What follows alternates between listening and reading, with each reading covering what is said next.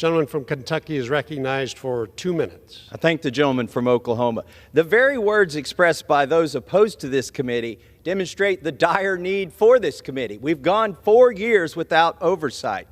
And to quote Shakespeare, "The lady doth protest too much, methinks. Those who argue against transparency may have something to hide."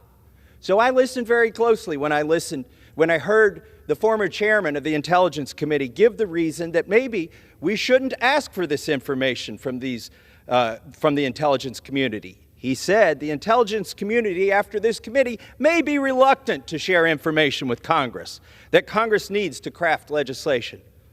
I would suggest if they are reluctant, they are disqualified from holding these positions. If they have grown so big that they are no longer accountable to the branch of government that created them, that funds them, and it is responsible for their oversight, then they need to be hemmed in.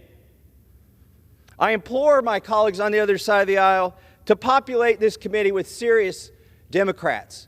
I know there are some over there. I've worked with them. We've co-sponsored amendments on privacy over the past decade. Some of them have passed. Please populate it with serious members. Please, to my colleagues on this side of the aisle, give us the resources we need to do this job. And if I may rebut one thing that's been said on the other side of the aisle about ongoing criminal investigations, he says it's unprecedented that Congress would engage in an investigation that involves an ongoing criminal investigation. What was the January 6th committee? This is not unprecedented. It's what you've wasted millions of dollars on over the past 2 years. I urge adoption of this rule and support for the committee that it will create. And I yield back the balance of my time. Gentleman yields back. Gentleman from Oklahoma reserves. Gentleman from